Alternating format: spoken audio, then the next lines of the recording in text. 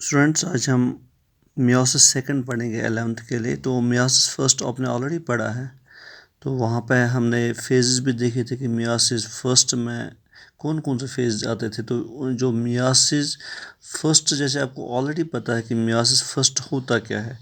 तो meiosis first में जो क्रोमोसोम नंबर होता है वो रिड्यूस होता है, उसमें रिडक्शनल डिवीजन होता है, यानी कि हाफ होता है डॉटर न्यूक्लियर में।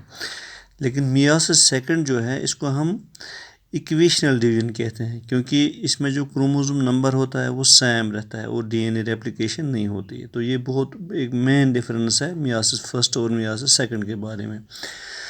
तो मियोसिस फर्स्ट हमने पढ़ी, उसमें हमने डिविजन्स भी देखी, लेकिन जो मियोसिस फर्स्ट का आपने देखा था कि ये प्रोफेज है वो बहुत ही लंबा खींचता है और उसमें बहुत सारे स्टेजेस है, जैसे लिपोटीन है, जाइगोटीन है, पिकोटीन है, डिप्लोटीन है और इसी तरह डायकाइनेसिस है।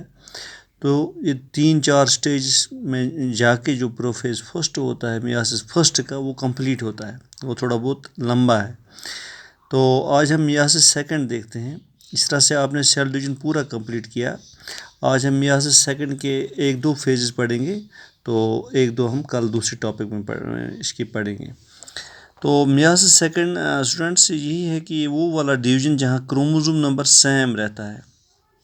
जैसे कि सपोज मियोसिस फर्स्ट हो गया, वहाँ पे जो पेरेंट न्यूक्लियर था या पेरेंट सेल था वो डिवाइड हो गया, तो वहाँ पे 2 सेल्स बन गए। तो वो 2 सेल्स बन गए, उनमें जो है क्रोमोसोम नंबर है वो हाफ आता है, रिडक्शनल डिवीजन होता है, रिड्यूस होता है वहाँ पे क्रोमोसोम नंबर। तो इसको हम हेटेरोटिपिक कहते हैं या कहते हैं रिडक्शनल डिवीजन मियोसिस फर्स्ट में। तो मियोसिस सेकंड जो आज हम पढ़ने जा रहे हैं, इसको हम हेटेरोटिपिक डिवीजन कहते हैं या इक्वेशनल डिवीजन कहते हैं, क्योंकि यहाँ पे क्रोमोसोम नंबर जो है, मान लो जो वो 2 सेल्स बन गई पेरेंट सेल से जहाँ पे क्रोमोसोम नंबर हाफ हो गया, तो उनको और एक डिवीजन से अब गुजरना पड़ता है, लेकिन वहाँ पे क्रोमोसोम नंबर सेम रहता है, हाफ नहीं होता है और डीएनए जो है ये भी रेप्लिकेट नहीं होता है। ये आपको याद रखना है।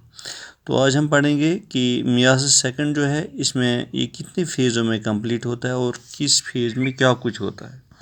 तो आज हम 1-2 फेजेस पढ़ेंगे, तो कल और 2 फेज पढ़ेंगे। तो इस तरह से हमारा जो सेल डिवीजन है, चाहे माइटोसिस हो मियोसिस हो, इसकी इंपॉर्टेंस हो वो कंप्लीट होती है। ये 11th क्लास जूलॉजी का है, सेल डिवीजन हम पढ़ रहे हैं। तो जिस तरह हम मियोसिस फर्स्ट में कहते थे प्रोफेज फर्स्ट, यहाँ पे मियोसिस सेकंड है, तो यहाँ पे जो पहला वाला फेज है मियोसिस सेकंड का वो है प्रोफेज सेकंड।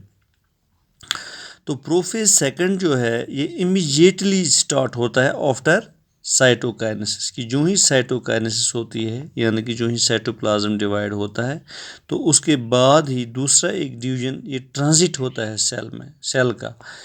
जो ही साइटोप्लाज्म डिवाइड होता है मियोसिस फर्स्ट के बाद, फॉलो अप होता है साइटोप्लाज्म डिवीजन ऑफ साइटोप्लाज्म। तो जो ही साइटोप्लाज्म डिवीजन होता है उसके बाद इसका ट्रांजिशन होता है कि इसमें मियोसिस सेकंड में, तो उस मियोसिस सेकंड के फर्स्ट वाले फेज में, यानी कि प्रोफेज सेकंड में।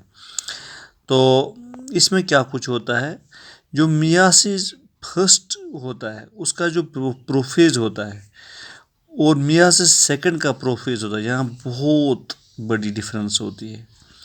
मियोसिस फर्स्ट की तरह मियोसिस सेकंड का प्रोफेज उसके साथ रिजेंबल नहीं होता है, बल्कि मियोसिस सेकंड जो है इसका जो प्रोफेज है वो माइटोसिस के साथ मिलता है।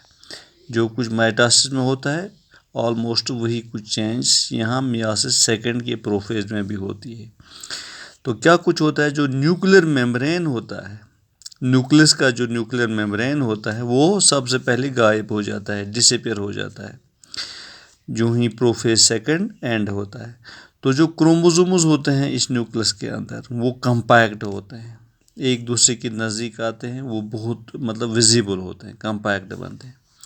ये बहुत मतलब मोटी 2 चीज़ें हैं जो आपको याद रखने हैं, कि एक न्यूक्लियर मेम्ब्रेन जो होता है वो डिसअपीयर होता है, और जो क्रोमोसोम्स होते हैं न्यूक्लियस में प्रोफेज स्टेज में, प्रोफेज सेकंड के स्टेज में, मियोसिस सेकंड के प्रोफेज सेकंड के स्टेज में वो कंपैक्ट होते हैं, कंपैक्ट बनते हैं। तो यहाँ पर मैं आपको डायग्राम दिखाता हूँ। ये है प्रोफेज सेकंड की डायग्राम, तो यहाँ पे जो ये क्रोमोसोम्स होते हैं ये थोड़े कॉम्पैक्ट होते हैं और इनकी इर्द जो क्रोमोसोम ये न्यूक्लियर मेम्ब्रेन होता है वो डिसअपीयर होता है at the end of prophase second. अब हम आगे चलेंगे, देखेंगे मेटाफेज सेकंड में क्या होता है।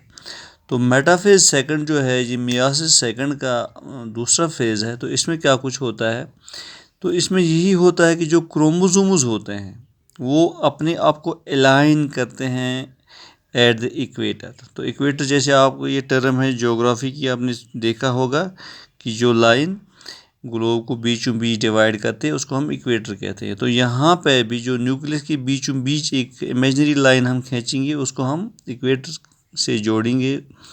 तो उसी सेंट्रल लाइन पे या इक्वेटर पे ये क्रोमोसोम्स अपने आप को अलाइन करते हैं। तो यहाँ पर मैं आपको दिखा रहा हूँ फिगर, ये है मेटाफेज सेकंड। तो ये क्रोमोसोम्स आते हैं, मान लो ये है ऑलमोस्ट, ये है इसकी सेंट्रल लाइन, ये है इसका इक्वेटर इस न्यूक्लियस का जहाँ पे मियासिस सेकंड होता है। तो हम इस वक्त हैं मेटाफेज सेकंड में।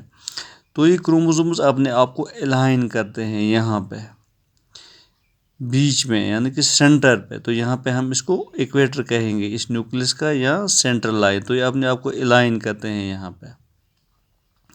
और इसके साथ साथ जो माइक्रोट्यूब्यूल्स हैं, माइक्रोट्यूब्यूल्स तो आपको मैंने ऑलरेडी पढ़ा है कि ये ट्यूब्यूलिन स्ट्रक्चर्स होते हैं जो सपोर्ट प्रोवाइड करते हैं सेल को।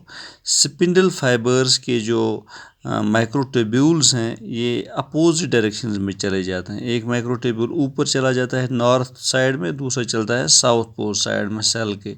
तो बीच में स्पिंडल फाइबर्स आते हैं, वो यहाँ पे कैनेटोकोर भी एक किस्म का प्रोटीन होता है बीच में। तो एक्चुअली यहाँ पे सेंट्रोमेयर होता है, जैसे मैंने आपको पढ़ाया है क्रोमोसोम के इसमें स्ट्रक्चर में कि सेंट्रोमेयर एक पॉइंट होता है बीच में, एक प्रोटीन होता है जहाँ पे ये जो सिस्टर क्रोमेटिड्स होते हैं ये अटैच रहते हैं।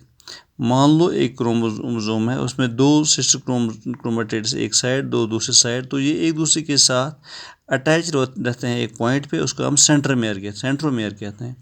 तो उसी सेंट्रोमेयर के साथ यहाँ पे जो और एक प्रोटीन होता है एसोसिएट रहता है, इसके साथ रहता है, तो उसको हम कैनेटोकोर कहते हैं। तो उस कैनेटोकोर के साथ ये माइक्रोट्यूब्यूलिन जो होता है ये अटैच रहता है। इसीलिए मैंने यहाँ पे आपको बोला कि जो माइक्रोट्यूब्यूल्स होते हैं they move to the opposite poles of the cell, और जो स्पिंडल फाइबर्स होते हैं they get attached to the kinetochores of sister chromatids. तो होप आपको ये अच्छी तरह से समझ आया होगा कि मेटाफेज सेकंड में क्या होता है। सिंपली मेटाफेज प्रोफेज फर्स्ट में क्या होता है, जो न्यूक्लियर मेम्ब्रेन होता है वो गायब होता है और जो क्रोमोसोम्स होते हैं वो कम्पैक्ट होते हैं, यानी कि विजिबल होते हैं अच्छी तरह से मियासिस सेकंड के प्रोफेज सेकंड में। और मियासिस सेकंड का जो मेटाफेज सेकंड स्टेज है, तो यहाँ पे क्या होता है, क्रोमोसोम्स आते हैं, ये अपने आप को अलाइन करते हैं at equator at the centre line, और microtubules on the opposite poles of the cell चले जाते हैं। कोई एक चला जाता है नॉर्थ पोल और दूसरा साउथ पोल में, और वहाँ पे स्पिंडल फाइबर्स आते हैं, वो यहाँ पे कैनेटोकोर के साथ अटैच रहते हैं। तो कैनेटोकोर सिंपली वो प्रोटीन होते हैं जो इन एसोसिएशन रहते हैं विद सेंट्रोमियर्स। तो सेंट्रोमियर भी एक प्रोटीन है जो मिड पॉइंट होता है जहाँ पे सिस्टर क्रोमेटिड्स अटैच रहते हैं क्रोमोसोम के एक दूसरे के साथ। तो ये कुछ होता है मेटाफेज सेकंड में। तो स्टूडेंट्स आज हम दो ही ये पढ़ेंगे फेजेस, प्रोफेज सेकंड और मेटाफेज सेकंड। इंशाल्लाह कल हम पढ़ते हैं अनाफेज, टीलोफेज, और देखते हैं हम जो मियासिस सेकंड है या मियासिस जो है इसकी ओवरऑल इम्पोर्टेंस क्या है। ये क्लास 11th के लिए था। Thank you for being with me. Have a good day.